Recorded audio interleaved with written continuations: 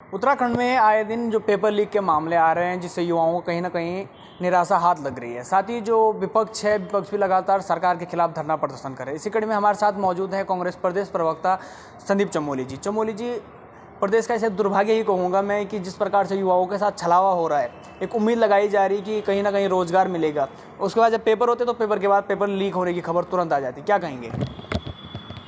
ये राज्य पहले संघर्षों के लिए, हम पहाड़ियों के सेना में भर्ती को लेके, हम लोगों के साहस को, बलिदान को लेके इस राज्य की पहचान पूरे विश्व में होती थी। दुर्भाग्य हमारे प्रदेश का है कि इन 6 वर्षों में, जब से भाजपा सत्ता में है, आप देखेंगे कि हम इसलिए जाने जा रहे हैं कि कितना बड़ा घोटाला युवाओं के रोजगार में, कौन कितना बड़ा घोटाला कर सकता है। यूके SSSC इतना बड़ा घोटाला जो हुआ, उस घोटाले के बाद सरकार बिल्कुल भी सचेत नहीं रही। कितनी लचर व्यवस्था थी। ये अकेला एक ऐसा राज्य है कि एक पेपर की परीक्षा दोबारा सिर्फ इसलिए कराई जा रही थी पटवारी लेखपाल की कि उसका परीक्षा का पेपर पहले लीक हो चुका था, गड़बड़ हो चुकी थी। दोबारा राज्य सरकार परीक्षा कराती है और वो पेपर दोबारा से लीक हो जाता है, तो आप समझ सकते हैं कि राज्य सरकार युवाओं के प्रति कितनी संजीदा है। पुष्कर सिंह धामी जो बड़ी बड़े वादे, बड़े बड़े बातें इस राज्य के युवाओं के लिए कहते हैं, युवा मुख्यमंत्री बनने का दम रखते हैं, उस राज्य में दोबारा से परीक्षा का पेपर लीक हो जाना बहुत दुर्भाग्य की बात है। और ये हम सब के लिए दुर्भाग्य की बात है कि एक हमारा राज्य जो संघर्षों के बाद मिला, बलिदान के बाद मिला, पिछले 6 वर्षों से युवा सरकारी नौकरी के लिए तरस रहा है, जिसकी पूर्ण रूप से जिम्मेदार वर्तमान सरकार है, धामी सरकार है। अच्छा चमोली जी, एक युवा का सिर्फ यही काम रह गया है कि वो पेपर देते जाए और वो पेपर लीक होते जाए, फिर अगले दिन स्टेटमेंट आ जाए कि वो पेपर भी रद्द हो गए। क्या युवाओं का यही काम बच गया इस युवा प्रदेश में?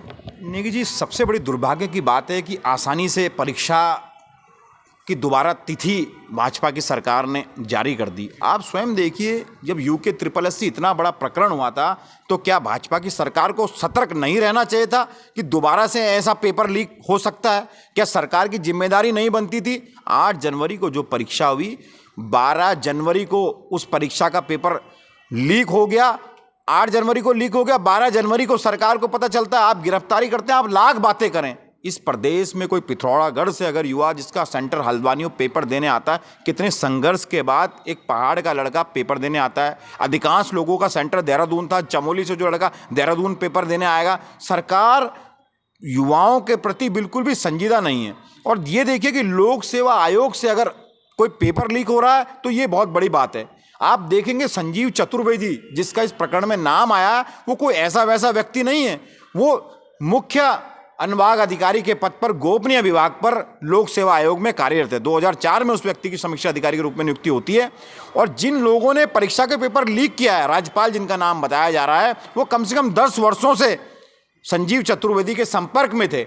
इन 10 वर्षों में जितनी भी परीक्षाएं संजीव चतुर्वेदी की देखरेख में कराई गई, उन परीक्षाओं की जांच होनी अति आवश्यक है। और उससे भी बड़ी दुर्भाग्य की बात है कि इस राज्य में जो व्यक्ति काबिल था, उस व्यक्ति के रोजगार को छीनकर माफियों के साथ मिलकर सरकार ने बेचने का काम किया है। और जब लगातार पुलिस कांस्टेबल भर्ती परीक्षा में पेपर लीक की सूचनाएं STF को मिल रही थी, लगातार मिल रही थी, सोशल मीडिया पे युवा बार बार इस बात को उठा रहे थे कि PCSJ की परीक्षा जो लोक सेवा आयोग द्वारा कराई गई, उसमें धांधली है। सरकार क्यों नहीं सचेती? हमेशा परीक्षा के बाद ही दोबारा परीक्षा करने का कौन सा नशा पुष्कर सिंह धामी पे सवार है? चमोली जी, चाहे हम उत्तराखंड अधीनस्थ सेवा चयन आयोग की बात करें या उत्तराखंड लोक सेवा आयोग की बात करें, इसमें कोई दो राय नहीं कि हर जगह यही पेपर लीक होता है। क्या हम ऐसा, या सरकार, यूँ कहूँ कि सरकार ने कोई मजबूत सिस्टम जो जिससे कि एक पटवारी का पेपर हो, चाहे वीडियो वंदर होगा, हर भर्ती जो है वो लीक हो जाती है, हर पेपर लीक हो जाता है, क्या कोई मजबूत सिस्टम नहीं बना पा रही सरकार? यूके SSSC में आप हम सब ने देखा, लगभग इस 6 वर्षों में इस राज्य में जो भी सरकारी परीक्षा हुई है, उसमें पूरी परीक्षाओं में इस राज्य में धांधली हुई। पहली बात, इस राज्य का युवा सिर्फ इसलिए सड़कों पर है कि मैंने बहुत मेहनत लगन के साथ ये परीक्षा दी थी और मुझे रोजगार नहीं मिल पाया। सरकार ने आनन फानन में सारी परीक्षाएं लगभग रद्द करने का काम किया।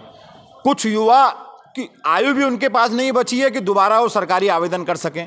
सरकार कितनी संजीदा, आप समझ सकते हैं कि ये अकेला ऐसा राज्य भारतवर्ष में बन चुका है कि एक बार परीक्षा रद्द हुई, सिर्फ इसलिए सरकार द्वारा कराई गई कि रद्द इसलिए करवाई गई कि उसमें धांधली हुई। पहले तो सरकार का कर्तव्य बनता था, जब उत्तर प्रदेश जैसे बड़े राज्य में सफिकेशन कराकर ये पता लगाया गया कि कौन कौन लोग इस पेपर परीक्षा में लीक में जिन जिन अभ्यर्थियों को मिला उनको अलग किया गया, जो बच्चे काबिल तो उनको सरकार द्वारा रोजगार देने का काम उत्तर प्रदेश में सरकार में किया गया। तो क्या राज्य सरकार की इतनी इच्छा शक्ति नहीं थी कि जो युवा सही में काबिल थे, जिन्होंने मेहनत से नौकरी हासिल की, उस नौकरी को देने का काम सरकार करती? सरकार ने नहीं किया। सरकार ने झंझट से बचने के लिए एक सिरे से नौकरियों को खारिज कर दिया।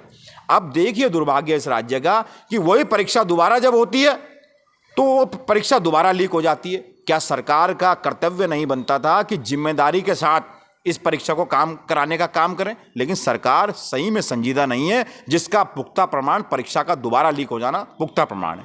अच्छा, ऐसा लगता है कि जैसे सरकार द्वारा, मैं ये कहूँ कि जो युवाओं का जो चयन होता है पेपरों में, उसमें ये होता है कि जिसमें योग्यता होगी, लेकिन सरकार द्वारा कहीं ना कहीं ऐसा लग रहा है कि जिसमें नकल करने की योग्यता है उसी को आगे बढ़ा के जो प्रदेश का भविष्य है, देश का भविष्य है, उनके हाथों में सौंपने जा रही है। नकल माफिया निश्चित ही सत्ताधार पार्टी से गठजोड़ है। ये आप हम सबके सामने तब आया जब हाकम सिंह का चेहरा हमारे सामने आया। बड़े बड़े चित्र उस व्यक्ति के, भाजपा के बड़े बड़े नेताओं के साथ सोशल मीडिया पे तैर रहे थे। तब तो निश्चित था कि इतने वर्षों तक वो व्यक्ति कैसे बचा रहा। वो दो बार का जिला पंचायत सदस्य रहा। भाजपा ने टिकट देकर उसको जिला पंचायत सदस्य बनाया और भाजपा के प्रमुख चेहरों में जनपद उत्तरकाशी का वो नेता था। भाजपा तब भी नहीं सची थी। इस राज्य का दुर्भाग्य मानिए कि राज्य की कमान पुष्कर सिंह धामी के हाथों में है, और पुष्कर सिंह धामी स्वयं युवा है, लेकिन वो युवाओं वाली, इस राज्य में कोई भी युवाओं वाली बात नहीं कर रहे हैं। ये कोई किसी के भविष्य की बात है। पुष्कर सिंह धामी जी, आप सचेतिए। राज्य में बार बार परीक्षाओं के पेपर लीक हो रहे हैं। हमारा राज्य इसलिए जाना जा रहा है कि बार बार परीक्षाएं लीक हो रही हैं। क्या गुजर रहे हो उस युवा पे जो लाखों अरमान, लाखों सपने लेकर अपने दिल में आता है, अपने लाखों सपने संजोकर वो चाहता है कि वो रोजगार ले, और रोजगार लेने के बाद वो अपने भविष्य में अपने परिवार का भरण पोषण कर सके। उसे क्या मिलता है? पेपर लीक मिलता है। और संजीव चतुर्वेदी जो इस बार इस स्कैम में पकड़ा गया है, वो पिछले 10 वर्षों से एक महत्वपूर्ण पद पर उत्तराखंड लोक सेवा आयोग में आसीत है।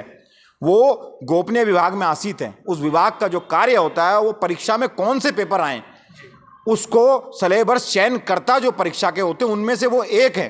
तो आप समझ सकते हैं किस प्रकार का इस राज्य में पीसीएसओ का चयन हुआ होगा। उसने पुलिस सीओ की भर्ती परीक्षा कराई, कई इंजीनियरों की परीक्षा कराई, कितनी सारी परीक्षाएं संजीव चतुर्वेदी द्वारा कराई गई, जिसमें उनकी अहम भूमिका थी। उन संपूर्ण परीक्षाओं की जांच भी आवश्यक है। और राज्य सरकार से आपके माध्यम से हमारा एक ही संदेश है, कुछ ऐसा करिए जिससे युवाओं का जो विश्वास है वो संविधान के प्रति रहे, सरकारों के प्रति बना रहे।